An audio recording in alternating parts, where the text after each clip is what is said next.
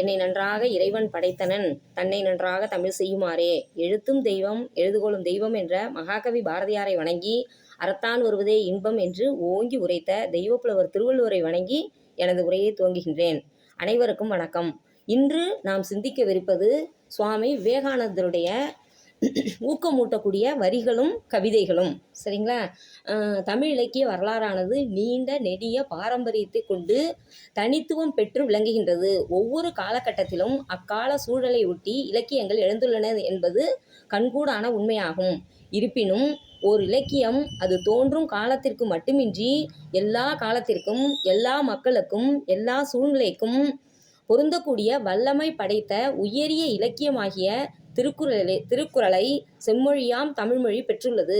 மகாகவி பாரதியாரின் மனமானது கவியரசர் கம்பன், திருவள்ளுவர், இளங்கோவடிகளின் வரிகளால் ஈர்க்கப்பட்டு அவர் வடித்த கவிதைகள் மக்களால் இன்றும் போற்றப்படுவதை காண முடிகின்றது. உலகிற்கே என்றும் ஊக்கம் தரும் திருநாமம் எதுவென்றால் சுவாமி விவேகானந்தர் என்பதாகும்.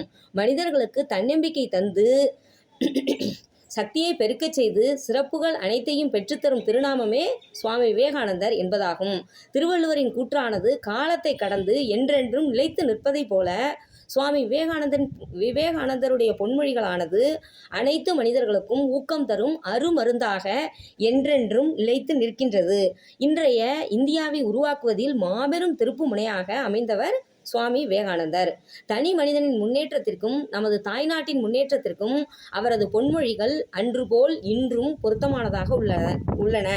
அவரது கருத்துக்களை தனது வாழ்க்கையில் நடைமுறைப்படுத்திக் கொள்ளும் எவரும் வாழ்க்கையில் தடுமாறக்கூடிய நிலைக்கு ஒருபோதும் ஆளாக மாட்டார்கள் என்பது கண்கூடான உண்மையாகும். சுவாமி விவேகானந்தர் மறைந்தாலும் அவர்தம் பொன்மொழிகள் சாகா வரம் பெற்று இன்றும் என்றும் நிலைத்திருக்கும் தன்மையை பெற்றுள்ளன.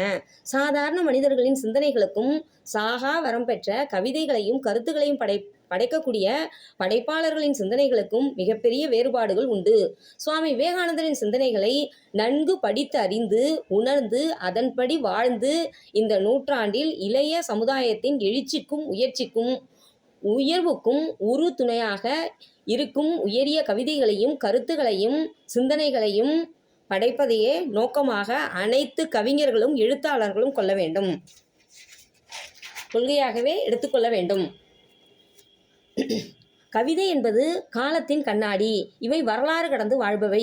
யாராலும் அவ்வளவு எளிதாக உடைத்திட முடியாது. அதீத சக்தி கொண்டவை.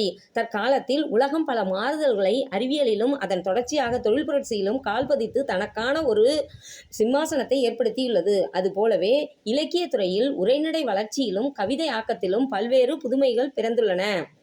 ராமலிங்க அடிகளார், வேதநாயகம் பிள்ளை அவர்களும் மனிதர்களின் மனம் மகிழும் விதமாக கவிதைகளை புணர்ந்தனர். அவர்களுடைய வழியில் புரட்சி கவிஞர் பாரதியாரும் மற்றும் பல கவிஞர்களும் இலக்கியவாதிகளும் எளிய தமிழ்நடையில் தங்களது படைப்புகளின் வாயிலாக மறுமலர்ச்சியை தோற்றுவித்துள்ளனர். இதில் பார்த்தீங்கன்னா நம்ம சுவாமி விவேகானந்தருடைய அவருடைய பிறப்பு இதெல்லாம் பற்றி பார்ப்போம். கல்கத்தாவில் பிரபலமான வழக்கறிஞராக இருந்த விஸ்வநாத தத்தர் தனது மகன் நரேந்திரனை தனது நண்பர்கள் மற்றும் கட்சிக்காரர்களுடன் அரசியல், மதம் மற்றும் சமூகம் போன்ற அறிவுபூர்வமான விவாதங்களில் ஈடுபடும் பொழுது தனது மகன் நரேந்திரரிடம் அவர் தம் கருத்துக்களை சொல்வதற்கு ஊக்குவிப்பார். நரேந்திரர் எவ்வித தயக்கமும் இன்றி தனது கருத்துக்களை கூறுவதுடன் தன் கருத்துக்களை வலியுறுத்தும் வாதங்களையும் முன்வைப்பார். அவரே பாரத திருநாட்டின் பழம்பெரும் புகழையும் பெருமையையும் பாரெங்கும் பறைசாற்றிய சுவாமி விவேகானந்தர் ஆவார். ரண்யாட்சன் என்ற அசுரனிடமிருந்து பூமியை மீட்டு அதன் தளத்தில் மீண்டும் நிலைநிறுத்தினார் வராகமூர்த்தி என்று புராணங்கள் கூறுகின்றன. அதை போன்றே என்றென்றும் சிறப்புடன் விளங்கும் பாரதத்தின் பெருமையும் அதன் கலாச்சாரமும் மேலை நாட்டு கலாச்சார அலைகளால் அடித்து செல்லப்பட இருந்த வேளையில் விவேகானந்த மூர்த்தியே அதை தடுத்து மீண்டும் நிலைநிறுத்தினார். நாடு, மொழி, இனம் கடந்து சுவாமி விவேகானந்தரின் கருத்துகள் அனைத்து தரப்பு சிந்தனையாளர்களின் கவனத்தையும் காலம் காலமாக கவர்ந்து வருவதை கண்கூடாக காண முடிகின்றது. சுவாமி விவேகானந்தர் பேசியவற்றையும் எழுதியவற்றையும் நான் ஆழ்ந்து படித்தேன். அதன் பிறகு எனது தேசபக்தி 1000 மடங்கு வளர்ந்துவிட்டது. இளைஞர்களே, அவரது நூல்களை படியுங்கள் என்று உங்களை நான் கேட்டுக்கொள்கின்றேன் அப்படின்னு யார் சொல்லியிருக்காரு? மகாத்மா காந்தி சொல்லியிருக்காரு. சரிங்களா? அதே போல பார்த்தீங்கன்னா, விவேகானந்தை கற்றால் ஒருவன் தனித்துவம் பெறுவான், சமுதாயம் மிளிரும், அறிவியல் வளரும், அன்பு பெருகும், உழைப்பு செழிக்கும். விவேகானந்தரை படியுங்கள், அவரது கருத்துக்கள் அனைத்தும் ஆக்கப்பூர்வமானவை அப்படின்னு யார் சொல்லியிருக்காரு? கவிஞர் ரவீந்திரநாத் தாகூர் சொல்லியிருக்காரு. அப்போ நம்மளுடைய குழந்தைகளுக்கு கண்டிப்பாக விவேகானந்தருடைய புத்தகங்களை வாங்கி கொடுத்து நம்ம கண்டிப்பாக படிக்க வைக்கணும். சரிங்களா? அப்போ தான் சிறந்த சமுதாயத்தை, உயரிய சமுதாயத்தை நம்ம உருவாக்க முடியும். தனது வாழ்க்கையை சரியான பாதையில் வழிநடத்த ஒரு மாணவனுக்கு ஒரு நல்ல முன்னோடி தேவை. அது வீரம், கருணை, கொடை, ஒருமைப்பாடு போன்ற நற்குணங்களின் இருப்பிடமாக திகழ்ந்த சுவாமி விவேகானந்தர் மாணவ சமுதாயத்தின் ஒரு சிறந்த முன்னோடி ஆவார். இன்றைய மாணவ சமுதாயத்திற்கு சுவாமி விவேகானந்தரின் பொன்மொழிகளை அறிமுகம் செய்வதை விட ஆகச்சிறந்த செயல் வேறு எதுவுமே கிடையாது. எழுந்திருங்கள், விழித்திருங்கள், கருதியது கைகூடும் வரை சலியாது உழையுங்கள். உன்னில் ஊக்கத்தி பற்றட்டும், பிறகு அதை எல்லா இடங்களிலும் பரப்பு. வேலை செய், வழி நடத்தி செல்லும்போது பணியாளனாகவே இரு. நம் நாட்டின் இளைஞர்களுக்கு தன்னம்பிக்கை புகட்டி இந்நாட்டின் மறுமலர்ச்சிக்கு வித்திட்டவர் சுவாமி விவேகானந்தர். இந்த வரிகள்லாம் சுவாமி விவேகானந்தர் சொல்லியிருக்காரு. ஆற்றல் மிக்க நம் மாணவர்கள் பலர் சிறிய தடைகளை எதிர்கொண்டாலும் தன்னம்பிக்கையை இழந்து விடுகின்றனர். போட்டி நிறைந்த இன்றைய கல்வி முறையில் துணிச்சலுடன் தேர்வுகளை எதிர்கொள்ள சிரமப்படுகின்றார்கள். இந்நிலையில் சுவாமி விவேகானந்தரின் எழுச்சியூட்டும் சிந்தனைகளை மாணவர்களிடம் கொண்டு சேர்ப்பது மிகவும் அத்தியாவசியமான ஒன்றாகும். அவரது வைர வரிகளை மாணவர்கள் தேர்விற்கு மட்டுமல்லாமல் வாழ்க்கையின் சவால்களை சந்திக்க தயார்படுத்தும் என்பதில் ஐயமே இல்லை. கடினமாக உழை, உன் லட்சியத்தில் வெற்றி பெறுவாய்.